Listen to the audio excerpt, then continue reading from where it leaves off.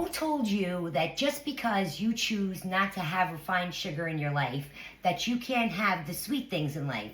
They lied to you, and I'm here to show you why. Today, we're making the classic apple pie. So let's get this out onto the table.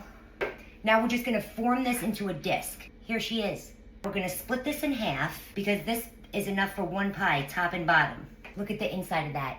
That's the perfect pie crust. We need to let this chill for 30 minutes before we roll it out. Plastic wrap each disc in there.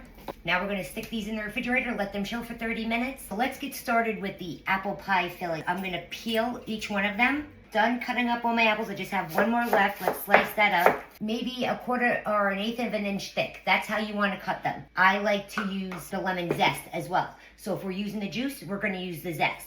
So just the zest of half a lemon. This was a really juicy lemon, so you only need half of it. The sugar, cinnamon, nutmeg, vanilla, salt, flour, and then we're just going to give this a mix. Apple pie filling.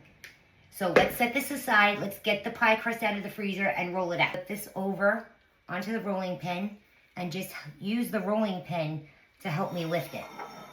And then we're just gonna go back and drape it over the pie plate. So just pick it up and let it fall into the plate on its own.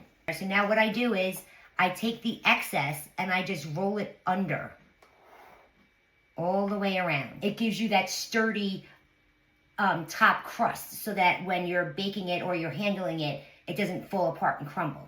So what I do is I take my index finger, my thumb finger, and the knuckle of this index finger, and I just literally press in. Press in. Isn't she pretty? We're gonna pour all of our apple mixture into the pie crust. Oh boy. Tell me that doesn't look good. Let's get our other pie crust on top. Now you see how we have the overhang again? We're just gonna tuck that under. What we're gonna do is we're just gonna make little vent holes in it. See? Isn't she a beauty?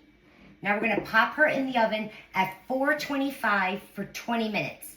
Then we're gonna lower the heat to 375 and cook it for another 30 minutes. And when that's done, I'll show you what it looks like. Take a look at our apple pie that just came out of the oven. But is she not gorgeous? Before I put it in the oven, I put an egg wash on the top crust so that it would get this beautiful golden brown color. Sugar-free apple pie. You can have the sweet treats without the sugar. That's why we live La Dolce Vita, Kelly style.